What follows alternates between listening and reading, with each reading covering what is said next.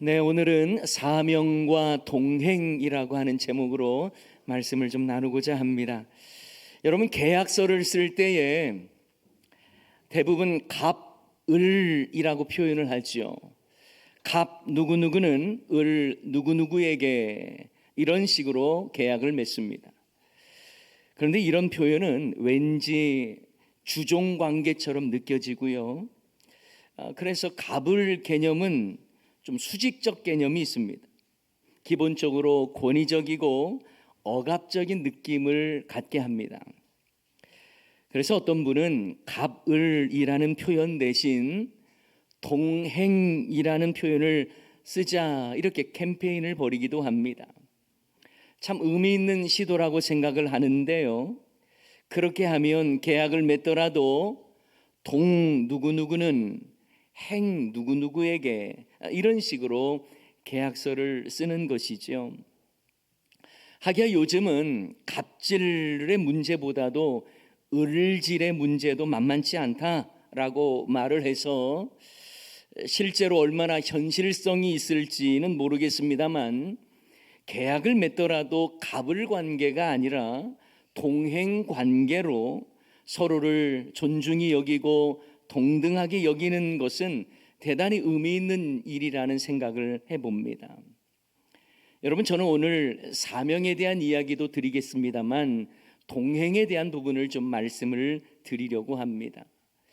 저와 여러분이 함께 보았던 이 본문 말씀은 교회의 사명에 대해서 말씀할 때에 아주 중요하게 다루어지는 본문이기도 합니다.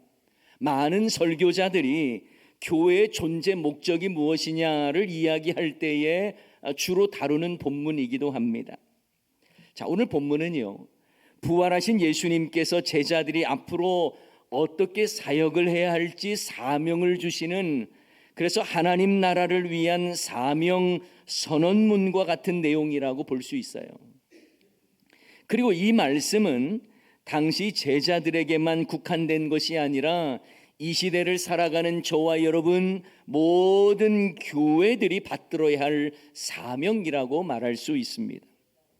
저는 오늘 말씀을 통해서 이 사명 부분들을 먼저 언급을 하고, 그리고 뒤에 나오는 예수님께서 내가 세상 끝날까지 너희와 항상 함께 있으리라는 이 동행의 약속에 대해서 살펴보고자 합니다.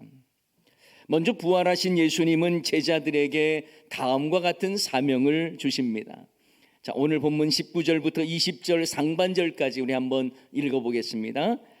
그러므로 너희는 가서 모든 민족을 제자로 삼아 아버지와 아들과 성령의 이름으로 세례를 베풀고 내가 너희에게 분부한 모든 것을 가르쳐 지키게 하라. 아멘. 자, 그런데요, 주님께서 제자들에게 주신 사명에 있어서 이 방금 보았던 이 말씀에 주동사가 있습니다. 본동사, 주동사가 있어요. 그게 바로 제자 삼으라는 거예요. 마데투 사테라고 하는 헬라어 이 원어의 이 내용은 제자를 만들라라는 의미입니다. 다시 말하면 제자를 만드는 일이요, 예수님께서 그토록 강조하고 싶으셨던 이 사명의 핵심입니다. 제자를 만들라, 이 말씀, 이건 제자를 이제 훈련하라, 제자로 훈련시켜라, 이런 의미겠죠. 그런데 여러분, 제자를 삼으라라고 하는 이 주동사와 연결되어 있는 몇 가지 분사형 단어가 있습니다. 그게 뭐냐면 첫 번째는 가라는 거예요. 가서. 이것은 제자를 만들기 위해서 세상을 향해 가라는 말입니다. 그 자리에 안주하고 가만히 앉아 있어서는 세상을 변화시킬 수가 없고 제자를 삼을 수가 없기 때문에 가라는 것입니다.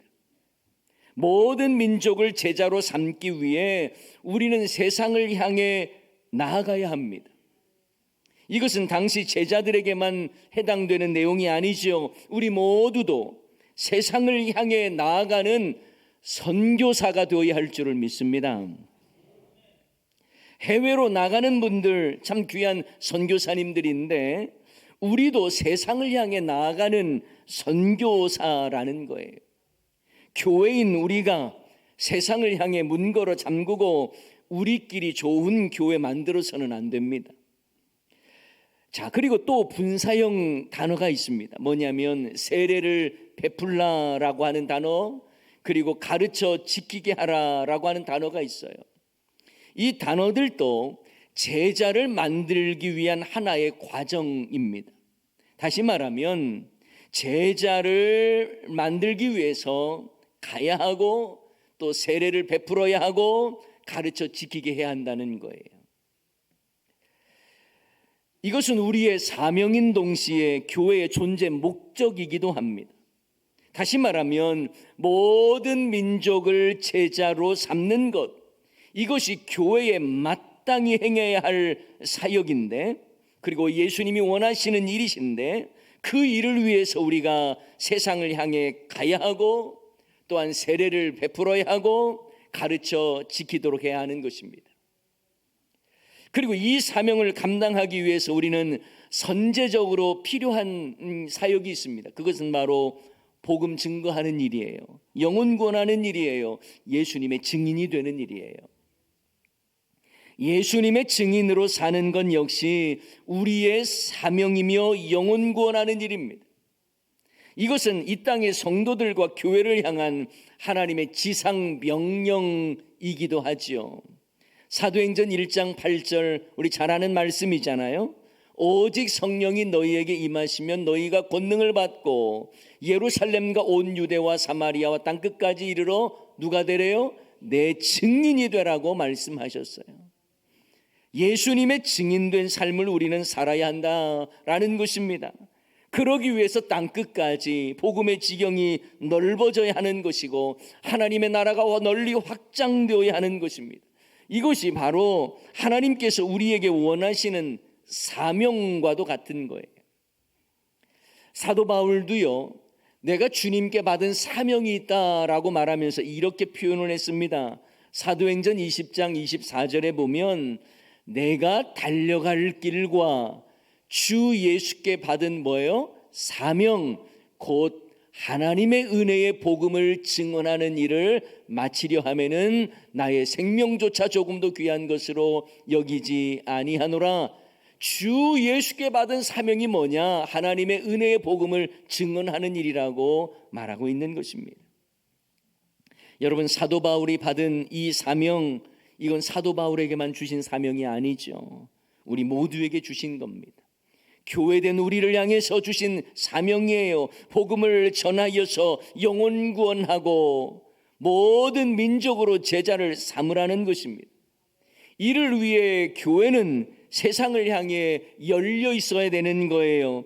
교회는 세상 모든 사람들이 구원을 얻도록 주님의 마음을 가지고 맡겨주신 사명을 잘 감당해야 할 줄을 믿습니다. 여러분, 디모데전서 2장 4절 말씀에 하나님의 마음이 나와 있습니다. 하나님은 모든 사람이 뭘 받아요? 구원을 받으며 진리를 아는 데 이르기를 원하시느니라. 하나님이 원하시는, 모든 사람이 구원받기를 원하시는, 이러한 하나님의 마음을 아는 사람이라면 교회 밖의 사람들을 향해서 복음 전하는 이 사명, 여기에 최선을 다해야 하는 것입니다. 모든 민족을 제자로 삼는 일은 우리에게 맡겨주신 사명이에요. 이 선택사항 아닙니다. 우리에게 위임하신 사명, 명령, 영혼 구원하여 제자 만드는 것이 바로 예수님의 소원이고 교회의 본질적 사명이고 교회 존재 목적이라고 말할 수 있는 것입니다. 그런데 우리의 모습은 어떻습니까? 교회의 본질적 사명에 최선을 다하고 있습니까? 영혼 구원하여 제자 만드는 일에 여러분 얼마나 열심을 내고 시간을 내고 있습니까? 주님의 소원을 이루는 일에 얼마나 최선을 다하고 계십니까? 성도들에겐 영혼 구원하고자 하는 열정이 정말 없다는 생각을 간혹 할 때가 있습니다. 누군가를 주님께로 인도해야겠다고 하는 간절한 소원과 열정이 보이지 않습니다. 전도하고 싶은 마음에 VIP를 마음에 품고 기도하면서 어쩌든지 가족과 주변 사람들을 주님께로 인도하고자 하는 마음이 없다면 땅끝을 생각하기 전에 영혼구원의 열정이 없는 내 자신을 돌아보며 회개해야 하는 거예요. 여러분, 교회가 영혼구원의 마음이 없다면, 그래서 영혼구원에 있어서 마음을 합하지 못한다면 교회는 금세 무기력해질 것입니다. 교회가 무기력해서 전도를 못하는 것이 아니라 전도를 하지 않으니 교회가 무기력해지는 거예요. 예수님이 기뻐하시는 본질적 사역을 하지 않으니 인간 중심의 교회가 되고, 그래서 영혼구원이 일어나지 않는 교회일수록 다툼이 많아요. 시끄러운 일들이 계속 많아지는 거예요. 왜요? 본질적 일을 하지 않고 비본질적인 일만 하려고 하다 보니까 그런 것입니다. 작은 교회인 목장 안에서도 영혼구원의 일들이 계속 일어나야 하는 것입니다. 함께 마음을 모아서 기도하면서 영혼구원을 위해 힘쓰는 모습들이 있어야 하는 거예요. 여러분, 실제로 역동적이고 생동감이 있는 목장에 공통점이 있습니다. 바로 목장 안에 영혼구원의 사역들이 일어나고 있느냐, 그 공통점이 있어요. 목장 안에 전도를 통한 영혼구원의 간증이 있으니까 정말 힘이 생기는 겁니다. 기쁨이 넘쳐나는 거예요. 마치 가정에 생명이 태어나면 모든 가족이 기쁨이 넘치고 생동감이 넘치는 것과 같은 원리인 것입니다. 목장 안에 영혼구원의 일들이 일어나면 그것으로 인하여 큰 기쁨이 되고 생동감이 넘치게 되는 거예요. 영혼구원의 체험이 없는 목장일수록 쉽게 지치고 시끄럽고 은혜가 떨어지는 법입니다. 게다가 여러분, 교회에 오신 이 VIP 분들이 예수 영접 모임을 통해서 구원의 확신을 갖고 새 생명의 기쁨을 갖게 된다면, 그리고 그 신앙 고백으로 세례를 받게 된다면, 이건 교회가 교회로서의 역할을 하는 것이고 목장이 더욱더 목장다워지는 거예요. 여러분, 주님이 우리에게 원하시는 일인 동시에 교회의 존재 목적이요 사명이 바로 영혼구원하여 제자 삼는 이 본질적 사역을 붙잡지 않는 교회는 건강한 교회일 수가 없습니다. 본질을 붙잡지 않는 교회는 늘 비본질의 문제만 가지고 있다 보니 별것도 아닌 것에 다툼이 일어나는 거예요. 막상 붙잡아야 하는 본질적 사역에는 관심이 없는 교회는 절대로 건강한 교회일 수가 없습니다. 여러분, 예를 들어보자고요. 여러분의 자녀가 밥은 먹지 않고 매일 초콜릿과 카라멜과 사탕만 먹는다면 건강하겠습니까? 건강하지 않아요. 밥을 먹고 건강하게 음식을 섭취해야지요. 마찬가지로 교회가 영혼구원하여 제자 삼는 이 본질적 사역에 집중하지 않고 그저 비본질적인 거에만 매여 있다면 건강한 교회일 수가 없는 것입니다. 무엇이 본질입니까? 여러분, 웰스라고 하는 사람이 쓴 무덤이라고 하는 작품이 있습니다. 거기에 보면 하나의 이야기가 나오는데요. 인도의 어느 왕국에 아름다운 왕비가 있었는데 왕과 결혼한 후에 1년 만에 세상을 떠납니다. 왕은 왕비가 너무 그리워서 왕비의 무덤을 정성스럽게 만들었어요. 그리고 1년 후에 왕은 왕비의 무덤을 찾아가 봤는데 너무 무덤이 쓸쓸해 보여서 자기를 닮은 동상 하나를 동편에 세웁니다. 그리고 그 다음에 찾아갔는데 역시 허전해 보여서 호랑이 상을 서편에 세웁니다. 또 다음에는 북편에 웅장한 성곽을 짓게 했고, 마지막에는 남쪽 편에는 큰 별장을 짓게 했습니다. 그리고 몇 년이 지났습니다. 다시 찾은 왕은 그 모든 것들이 완벽해 보였는데 딱 눈에 거슬리는 게 하나 있었어요. 그게 뭘까요? 왕비의 무덤이 눈에 거슬리는 거예요. 그래서 왕은 이렇게 명령합니다. 저 가운데에 있는 초라한 무덤 치워버려라. 여러분, 이 이야기는 우리에게 많은 것들을 생각하게 합니다. 사실 왕의 동상을 동편에 세운 것도, 호랑이 상을 서편에 세운 것도, 북편에 웅장한 성곽을 지은 것도, 그리고 멋진 별장을 남쪽에 지은 것도 다 그 기준을 왕비의 무덤 때문에 출발했고 세워진 것 아닙니까? 그런데 그 원래 목적을 잃어버리고 그 일을 시작하게 된 왕비의 무덤까지 치워버리는 거예요. 여러분, 한국교회 모습도 어쩌면 이럴 수 있습니다. 하나님께서 자기 아들 예수님의 핏값으로 교회를 세우셨고, 교회를 통해서 영혼 구원하여 제자 삼으라고 하는 사명을 주셨는데, 그 사명에는 별로 관심이 없고 크고 멋진 교회당만 의리의리하게 세우면 다 되는 것처럼, 교회 재산을 크게 늘리면 그것이 전부인 것처럼, 그저 우리끼리 즐겁고 노는 것에 관심만 갖는다면 주님의 마음과는 너무나 거리가 먼 것 아니겠습니까? 십자가만 세웠다고 건강한 교회는 아닐진데, 교회를 세우시고 사명을 주신 주님의 뜻을 받드는 교회가 되어야 할 줄을 믿습니다. 여러분, 운동에 있어서 기본기가 참 중요하죠. 기본기를 제대로 배우지 않고 잔기술만 배우면요, 어느 정도 실력이 생기는 것 같다가 그냥 더 잘하지를 않습니다.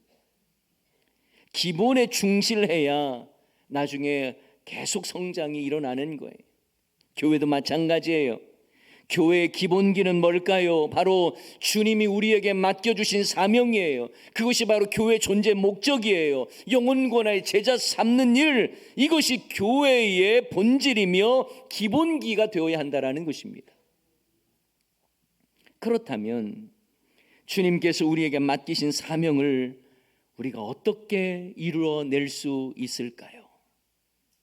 바로 예수님의 동행 약속으로 이루어질 수 있습니다. 영혼 구원하여 제자 만드는 사명은 단순히 우리가 열심을 내고 노력한다고 다 이루어질 수 있는 게 아니에요. 내 능력과 내 권세로 감당할 수 없습니다. 바로 예수님의 능력과 권세로 감당할 수 있는 거예요. 그래서 예수님은요, 사명을 말씀하시기 전에 이런 말씀을 하십니다. 오늘 본문 18절 말씀인데요, 예수께서 나와 말씀하여 이르시되 하늘과 땅의 모든 권세를 내게 주셨으니. 무슨 말입니까? 예수님께서 하늘과 땅의 모든 권세를 가지셨다라는 거예요. 여러분, 사명을 말씀하시기 전에 예수님께서 하늘과 땅의 모든 권세를 가지셨다는 말씀을 왜 하셨을까요? 그것은 바로 우리에게 그 능력과 권세를 주시겠다는 거예요. 예수님의 능력과 권세를 우리를 통해 주시겠다는 것입니다. 땅끝까지, 세상 끝날까지 너희들과 함께 하겠다라고 하는 그 약속을 주시면서 사명 감당케 하겠다라는 거예요. 사명은 내 능력으로, 내 권세로 감당하기에 쉽지 않습니다. 지칩니다. 예수님의 능력과 권세를 힘입어야만 감당할 수 있는 거예요. 그러니 모든 권세를 가지신 예수님께서 세상 끝날까지 너희와 항상 함께 있으리라고 동행 약속을 해주신 것입니다. 예수님은 마치 전쟁터에서 아무런 무기도 주지 않고 아무런 전략도 없이 자기 병사들을 전쟁터에 총알바지처럼 내보내는 그런 무능력한 장교가 아닙니다. 모든 능력과 권세를 가지신 예수님께서 사명과 함께 세상 끝날까지 너희와 함께 하겠다고 하는 동행 약속을 주신 거예요. 저는 그런 생각을 해봤습니다. 마태복음 말씀이 그냥 사명을 주는 것으로만 맞췄다면 참 많이 부담됐을 것 같아요. 세상은 험하고 나는 약하고 사명 감당하기 참 너무나 버겁고 힘겨운 세상인데, 그래서 사명 감당하기 너무나 어려운 시대인데, 그런데 사명만 우리에게 주셨다면 우리는 참 힘들고 부담스럽고 또 사명 이루다가 지치기 쉬울 것 같아요. 특별히 여러분, 마태복음이 기록된 당시에는요, 복음 전한다는 건 목숨 내놓는 것입니다. 그런 시대였어요. 그런 시대에 예수님께서는 사명과 함께 내가 너와 함께 하겠다고 하는 동행 약속을 허락하셨다는 것이 그들에게 얼마나 위로가 되고 소망이 되겠습니까? 하늘과 땅의 모든 권세를 가지신 예수님께서 사명과 함께 동행을 약속하셨다는 사실이에요. 이게 얼마나 큰 위로가 됐겠어요. 그런데 여러분, 이 동행 약속은 당시 제자들뿐만 아니라 이 시대를 살아가는 저와 여러분에게도 동일하게 주시는 약속인 줄 믿습니다. 세상 끝날까지 너희와 항상 함께 있으리라. 세상 끝날까지라는 이 말은 그때 당시뿐만 아니라 지금 이 시대는 물론 앞으로의 모든 시대, 모든 민족, 모든 성도에게 동일하게 주시는 동행 약속인 거예요.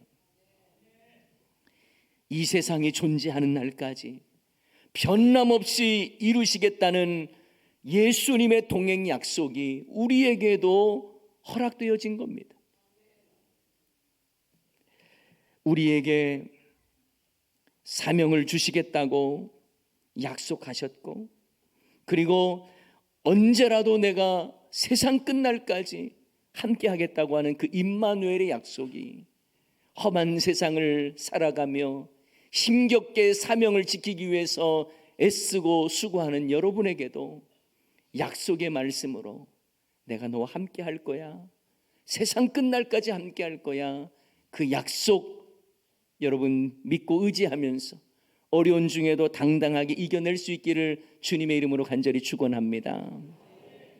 또한 예수님은 승천하시면서 제자들과 모인 무리들을 향해서 땅 끝까지 이르러 내 증인이 되라, 이렇게 말씀하셨어요.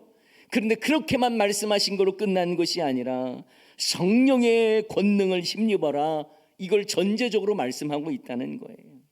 오직 성령이 너희에게 임하시면 너희가 뭘 받아요? 권능을 받고 예루살렘과 온 유대와 사마리아와 땅끝까지 이르러 내 증인이 되라. 내 증인이 되라고만 말씀하신 것이 아니라 성령을 통해서 권능을 받아야 된다라는 걸 말씀해 주시는 거예요. 그렇습니다. 증인이라는 삶을 살기 위해서는 우리가 성령의 권능을 힘입어야 하는 거예요. 예수님의 권세를 힘입어야 가능한 것입니다. 사명이 그래서 우리가 감당할 수 있는 내 스스로의 능력으로 감당할 수 있는 것이 아니라 성령의 권능과 그리고 예수님의 그 권세를 힘입어서 사명을 감당해 내는 것입니다. 선교사 데이비드 리빙스턴 들어보셨죠? 이 아프리카 선교사로 아주 귀하게 사역했던 분입니다. 이분이 잠시 귀국했을 때 당시 그는 27번의 열병을 앓아서 몸이 많이 쇠약해졌고 한쪽 팔은 사자에 물려 그 후유증으로 고통의 날들을 보내고 있었어요. 그럼에도 리빙스턴 선교사는 이렇게 말을 합니다. 내가 그렇게 힘들고 고독한 선교 생활 중에 내가 견디고 버틸 수 있었던 한 가지 이유가 있다라는 것입니다. 그것은 바로 세상 끝날까지 나와 함께 하신다고 약속하신 그 예수님의 약속의 말씀 때문이었다고 말하고 있습니다. 그렇습니다. 우리는 사명을 내 힘으로 감당하려고 하다 보면 불가능하다는 걸 깨닫게 됩니다. 쉽게 지치기도 합니다. 하지만 예수님께서 우리에게 사명과 함께 동행을 약속해 주셨어요. 여러분, 예수님은 우리에게 일만 맡기시는 분이 아니에요. 명령을 내리시고 그것 제대로 해내지 못하면 가만 안 두겠다 윽박지르는 분이 아닙니다. 사명을 위해 수고하고 애쓰고 힘겨운 길을 걸어가는 자에게 낙심하지 말아라, 내가 너와 함께 하겠다, 세상 끝날까지 너희와 항상 함께 있겠다라고 동행 약속, 임마누엘의 약속을 주신 것입니다. 사랑하는 여러분, 우리 모두는 영혼 구원하여 제자 삼으라고 하는 사명을 받았습니다. 그리고 그 사명을 위해서 우리는 힘있게 나아가야 하는데 우리의 힘으로는 잘 감당할 수 없습니다. 그래서 예수님은 하늘과 땅의 모든 권세를 가지셨다는 걸 말씀하시면서 그러한 내가 세상 끝날까지 너희와 항상 함께 있겠다고 동행을 약속해 주셨습니다. 사명을 위해 힘겹게 살아가는 여러분,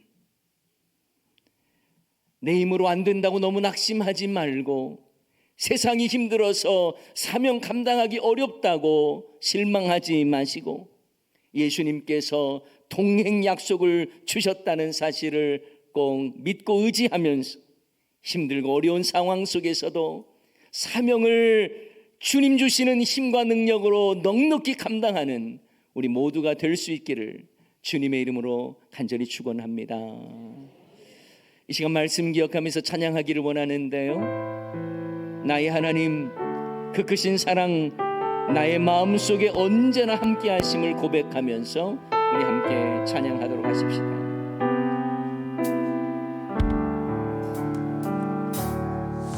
나의 하나님, 그 크신 사랑 나의 마음속에 언제나 슬픈 눈물 지을 때 나의 힘이 되시는 나의 영원하신 하나님, 나의 구원의 반석, 나의 생명의 주인,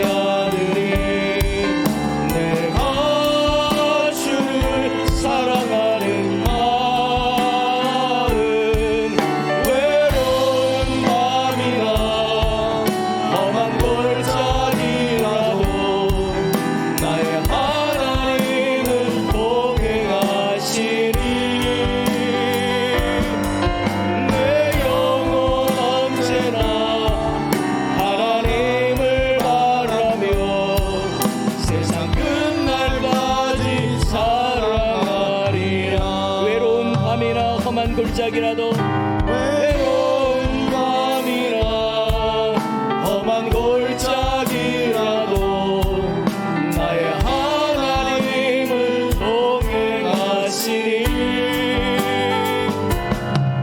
내 영혼 언제나 하나님을 바라며 세상 끝날까지 사랑하리라. 사랑하는 여러분, 하나님께서 우리에게 사명만 주셨다면 우리는 얼마나 힘들고 부담스러울까요? 나는 너무 지치기 쉽고 세상은 너무 험하고 그래서 늘 실망하며 낙심할 때도 많겠죠. 하지만 예수님께서는 사명과 함께 동행을 약속해 주셨습니다. 하늘과 땅의 모든 권세를 지니신 예수님께서 우리를 향해서 세상 끝날까지 내가 너와 함께 하겠다고 약속해 주셨어요. 그걸 믿는 사람은 오늘 힘겹고 어려워도 동행의 약속을 생각하며 오늘도 담대하게 일어나야 하는 것입니다. 여러분, 이 시간 말씀 이어가면서 기도하기를 원합니다. 나의 주여, 힘들고 어려워도 세상 끝날까지 떠나지 않고 함께 하겠다는 주님의 약속 붙잡고 주신 사명 잘 감당하기를 원합니다. 나는 지쳐 쓰러질 때가 있지만 모든 권세와 능력이 충만하신 주님께서 함께 하심을 믿습니다. 이러한 고백을 담아서 주여 함께 하소서, 아버지 하나님 사명 잘 감당하도록 주여 우리를 붙잡아 주소서. 이러한 고백을 담아서 우리 다같이 주여 한번 외치고 기도하도록 하십시다. 주여